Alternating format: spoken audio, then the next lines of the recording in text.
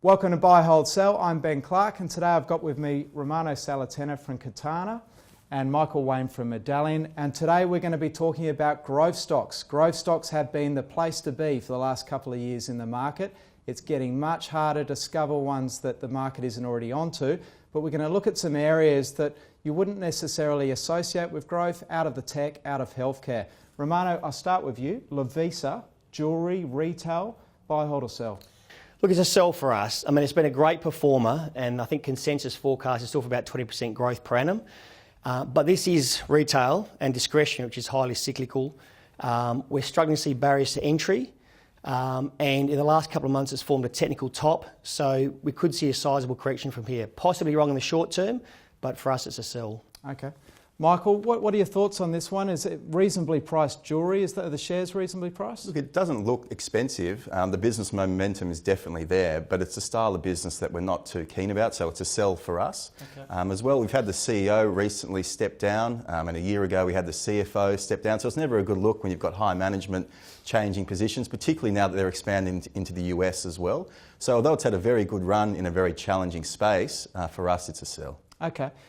Move to telcos, which has been a place you've only had negative growth for the last few years. But Speedcast, it's avoided a lot of the issues that the local players have had. Buy, hold or sell? This is a buy for us. Speedcast, one of our preferred positions. The telcos, as you say, has been the worst performing sector, I think, for the last 2-3 years now. Yeah. But this is a new age, modern telco involved in satellite telecommunications. So if you think about industries that operate in remote locations, they still need access to data and the internet. So you think about offshore oil drilling, you think about the shipping or cruising industries. They're some of the industries that really are benefiting and supporting Speedcast. So they've won a lot of contracts in recent years, and the cash flows are now starting to come through for those. So it's a buy again for us. Okay, Romano, Bevan Slattery has been a gun. He's brought some great companies to the market. What's your view on this one? Look, it's a hold, only just, mind you. Yep. It's got a stretched balance sheet. Interest cover is pretty ordinary, and we're struggling to see barriers to entry. But they've also made 2 large acquisitions which are better down last year, but that still adds a bit more risk to the mix, I think. On the flip side, they have got good cash flow, valuation's quite reasonable, they have got pole position. So it's a hold just and a bit of a watching brief. Okay, now let's move to financial services. A lot of these companies have been torn apart by the Royal Commission. Australian Finance Group, buy, hold or sell? Yeah, it's a strong buy for us. As you mentioned, the Royal Commission hoo-ha really has brought into question the whole importance of mortgage broking. We believe unequivocally that is a structurally significant sector in terms of the importance for having an efficient home market. AFG is the largest aggregator, is an important company to Australia. It's on 10 times earnings, 7% fully franked yield. We model sort of good growth from securitisation, the commercial loans and also white labels. So irrespective of credit growth, they've got some other independent drivers themselves, so a buy for us. Okay. Michael, credit growth has been weak and the banks are tightening the purse strings. AFG, buy, hold or sell? AFG is a sell for us. Despite the Royal Commission being mostly priced in, it's hard to think that something positive is going to come out of that, and there's going to be certainly some negative effect on the industry. Looking at the industry as a whole, as you say, credit growth is constrained.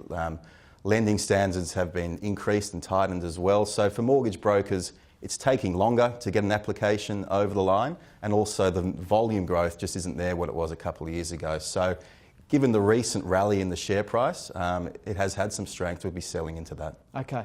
Now I've asked you both to bring along a stock for me that you feel's got some growth and it's a bit undiscovered. It's in a different area of the market. What have you brought with you? So Bapcor, I'm not sure if it's undiscovered, but potentially underappreciated, the automotive aftermarket parts business. 75% of their business is in basically aftermarket parts. A lot of people start to think that Bapcor's a retailer because of Autobarn and Bapcor stores, but that's just simply not the case. So they trade on about 30 times earnings. Once you factor in this year's growth, it comes down to about 20 times earnings on a 1 year forward PE. Trades on a PE growth of below 1, so I think this is an underappreciated growth story. We just had a very good track record of growing through acquisition and growing organically as well. Okay, and Romano, have you got one for us? Yeah, look, we like Pioneer Credit. I mean, just a brief history lesson, you go back to Credit Corp, it listed in September 2000 at 50 cents a share, it's trading at 23 bucks today, and it's paid out $4 in dividends along the journey, it's about 800%.